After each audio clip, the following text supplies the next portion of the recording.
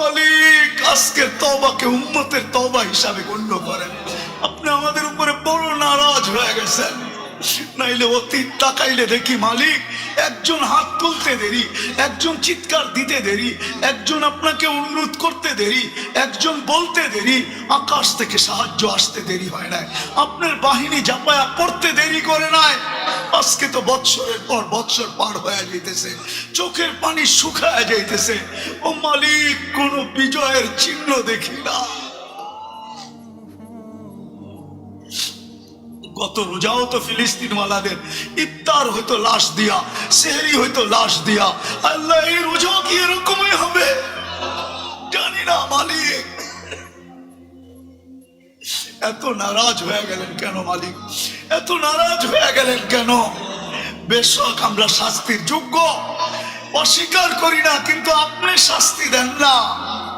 আপনার হাবিবের দুশ্মন, আপনার দুশ্মন, আমাদের দুশ্মন, ইসলামের দুশ্মন, কোরআনের দুশ্মন, হাদিসের দুশ্মন, সমস্ত কিছুর দুশ্মন, এদের মাধ্যমে আমাদেরকে পিঠা খাওয়ান কেন মালিক?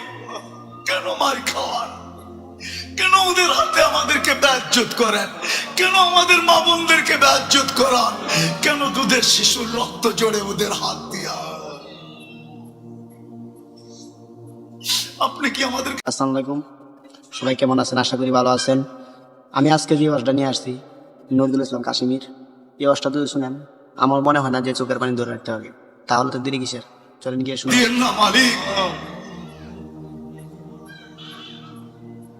রোডওয়ালাকে রোডের থেকে ডাকবো, বাড়িওয়ালাকে বাড়ির থেকে ডাকবো, ঘরওয়ালাকে ঘর থেকে ডাকবো, এমনকি ঘুমায়া থাকলেও আমি উঠায়া নিব।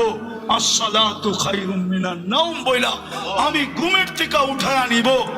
একটা আদর্শের উপরে চলেন, আজকে আমরা একমত হই যে আজকের থেকে আমরা নামাজ ছাড়বো। ওয়াদা? হ্যাঁ, পাক্কা?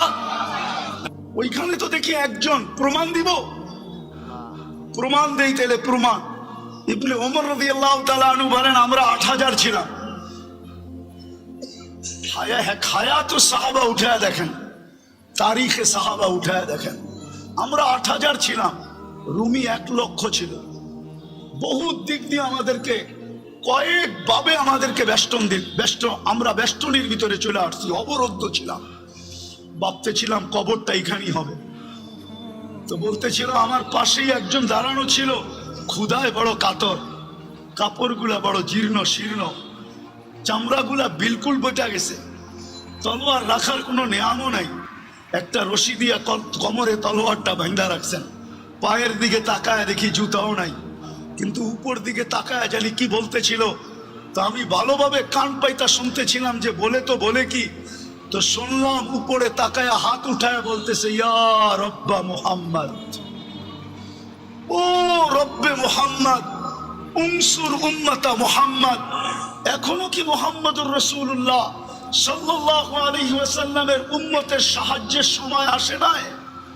আপনি কি দেখেন না আমরা কয়ভাবে বেষ্টিত, অবরুদ্ধ? বলে বলতে দেরি আমি দেখলাম ফাসাক্কাস সামা, আকাশ ফাটলো। সাদা ঘোড়া সাদা পোশাকে, খোলা তরবারি হাতে, ডাইন হাতে তরবারি, বাপ হাতে ঝান্ডা, এক অশ্বারোহী বাহির হলো, তার পিছনে সিরিয়ালে বাহির হইতে থাকলো। চোখের পলকে প্রথমটা মাথার উপরে এসে একটা চিৎকার দিল, আবশির ইয়া উম্মতা মুহাম্মদ, ও উম্মতে মুহাম্মদী সুসংবাদ গ্রহণ করো, যা নুসরা রব্বা মুহাম্মদ, মুহাম্মদুর রাসূলুল্লাহর রবের সাহায্য চলে আসছে। ইবনে ওমর রাদিয়াল্লাহু তাআলা আনহু বলেন আমি সামনের দিকে তাকাইলাম, তো দেখলাম রুমিরা ভাগতেছে। কেন যে ভাগতেছে এটাও বুঝতে পারলাম না, যে যেদিকে পারতেছিল ভাগতেছিল। আমরা পিছু নিলাম, যাদেরকে জাহান্নামে পৌঁছায় দিলাম, বাকি ভাগা গেল। আমরা গনিমতের মাল জমা করে পাহাড় বানায় দিলাম। একজনের জন্য তো সাহায্য আসতো, এরকম কথা কি কিতাবে হাজারো লেখা নাই? না লেখা নাই? হুজুররা বলুক লেখা নাই? আরে সাহাবা তো সাহাবা, আল্লাহর ওয়ালির কারণে সাহায্য আসে না? না আসে নাই? রাজা গোবিন্দ তো রাজাই ছিল, ঠিক না? কি আরে বলেন না, ছিল না? ছিল না? শাহজালাল রহমতুল্লাহ আলাইহি কোনো কি সেনাবাহিনী নিয়ে আসছিলেন নাকি? হ্যাঁ, ওনার সফর সঙ্গী ছিল কয়জন? টোটাল 12 জন, টোটাল 12 জন ছিলেন সফর সঙ্গী। ওনার হাতে তো কোনো তলোয়ারও ছিল না, শুধু জায়নামাজই ছিল, ওইটাই সুরমায় বিছায়া দিছেন। সুরমা চিনছে কে জায়নামাজ বিছাইছে, বিজানো যাবে না, ডুবানো যাবে না, বরং ওই পারে পার করে দেওয়া দিতে আমি বাধ্য। পার করছেন না করেন নাই? শুধু এই অবস্থা দেখেই তো বাইকা গেছে, ঠিক না? আসামে বাইকা চলে গেছে, সিলেট খালি করে দিছে। আপনি ভাবছেন রাজা গৌর গোবিন্দ শুধু শাহজালাল রহমতুল্লাহ আলাইকে দেখছেন? ওকে কবর থেকে উঠাই না জিজ্ঞেস করলে না বোঝা যাবে কি দেখছে? হ্যাঁ, কি ওলামা একমত না দুই মত? ওরে কবর থেকে উঠে না জিজ্ঞেস করলে না বোঝা যাবে ও কি দেখছে? ও কি শাহজালাল দেখছে? হইতে পারে শাহজালালের পিছে বিরাট বড় এক ফেরেশতার বাহিনী দেখছে। সত্য এটাই। আজকে কেন সাহায্য নাই? কারণটা কি? আমি আপনাদেরকে কারণ বুঝাইতে চাইতেছি, শেষ কাজে কারণ বুঝাইতে চাইতেছি কেন এই দুরবস্থা। আজকে মুসলমান শেষ করে দিতেছি। আজকে মুসলমান, নারী বলেন, পুরুষ বলেন, যুবক বলেন, বৃদ্ধ বলেন, শিক্ষিত বলেন, অশিক্ষিত বলেন, আজকে আল্লাহর হুকুমকে ছেড়া দিছে। আল্লাহকে নারাজ করে ফেলছে, নারাজ। আজকে আল্লাহ আমাদের উপরে নারাজ, সত্য নারাজ। নাইলে আমার বিবেকে আমার কাছে যুগ বিয়োগ মিলে না। কেন ফিলিস্তিনে অন্য দেশে ফাটতো তো আমার মনকে বুঝাইতে পারতাম, কিন্তু ফিলিস্তিন ঘুরে আসার পরে আর আজকের পটভূমি চিত্র আমার কাছে মিলে না। যে মিলবো তো মিলবো কি করে? ওইখানে তো খলিল শোয়া, ওই জমিন, ওইখানে বোম ফাটে কি করে? অথচ সবচেয়ে বেশি আবাবিলের বসবাস হলো ফিলিস্তিনে। সবচেয়ে বেশি দুনিয়ার আবাবিল যেটায় বাস করে ওটা হলো ফিলিস্তিন। হুকুম দেন না কেন? আরেকটা কথা বুঝাইতে চাইতেছি। প্রতিদিন তো 17 বার 32 বার আমরা আবেদন করি আল্লাহর কাছে। প্রতিদিন তো 32 বার আবেদন করি, গায়রিল মাগদুবি আলাইহিম ওয়ালাদ-দাল্লিন। ইমামের মাধ্যমে করি, একা একই করি। যখন ইমামের মাধ্যমে করি, মাঝে মাঝে তো কিছু, আমি কারোর সাথে বিরোধ করতে চাইতেছি না, কিছু মসজিদ তো এরকমও আছে যে আমিন বইলা এত জোরে বলে যে ছাদও উড়া যাওয়ার আশঙ্কা হয়, ঠিক না?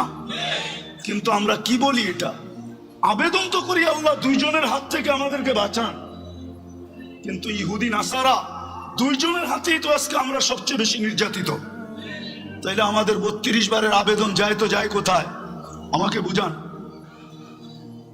32 বারের আবেদন আমাদের কোথায় গেল? আমরা যে সূরা ফাতিহা পড়লাম আর জোরে আমিন বললাম আর আস্তে বললাম, আমাদের এই বলাটা কোথায় গেল? কেন কবুল হয় না?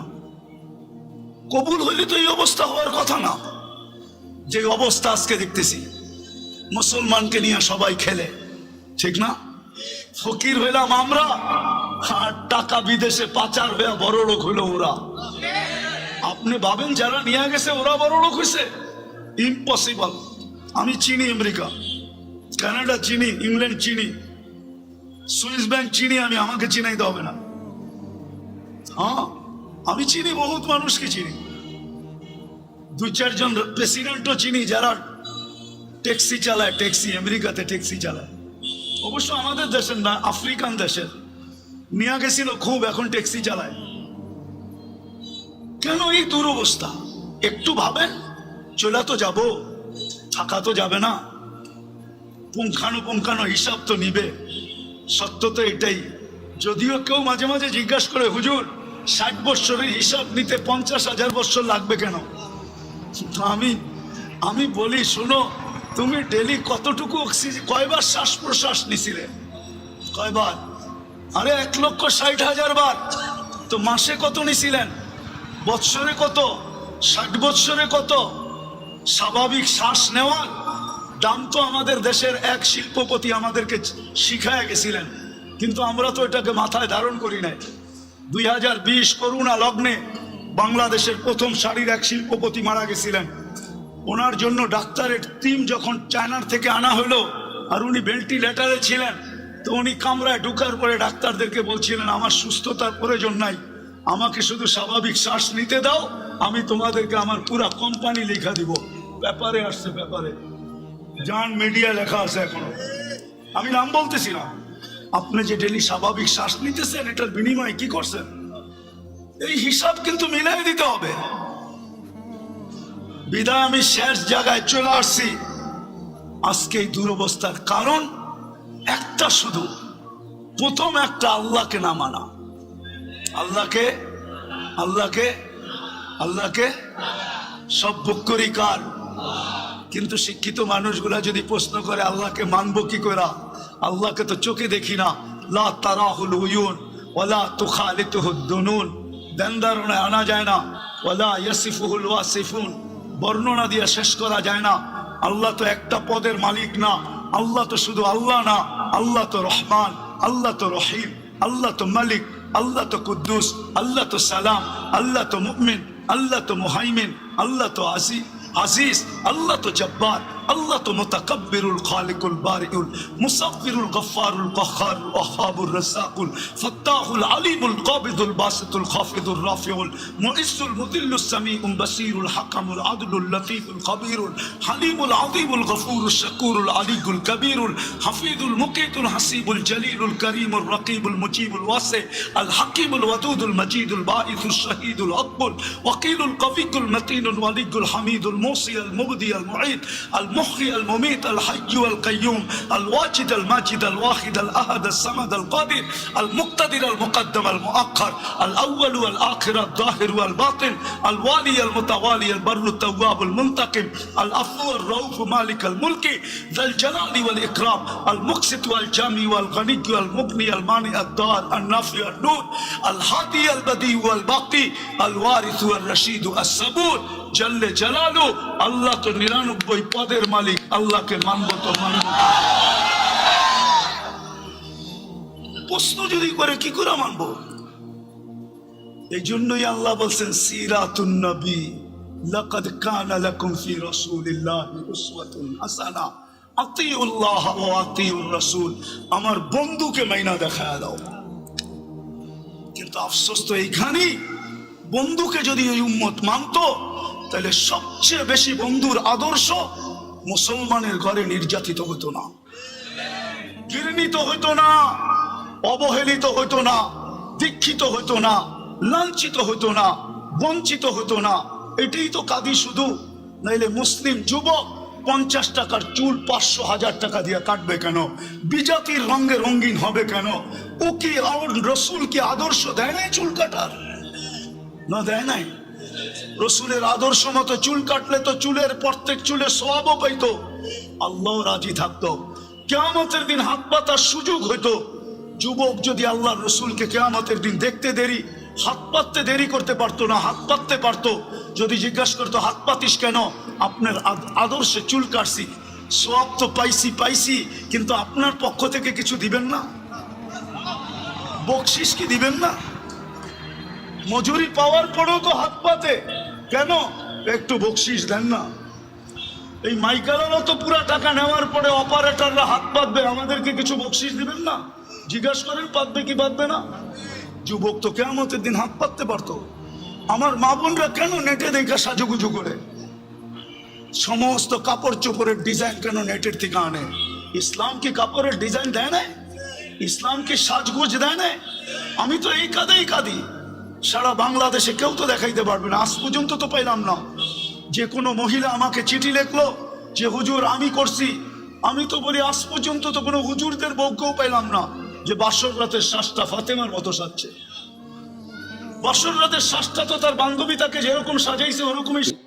সবার কাছে হুজুরের কথা গেলে কেমন লাগছে? যদি ভালো লাগে থাকে আর চ্যানেলটিকে সাবস্ক্রাইব করে আপনার মতামত জানান, শেয়ার করতে বলবেন না। আসসালামু আলাইকুম।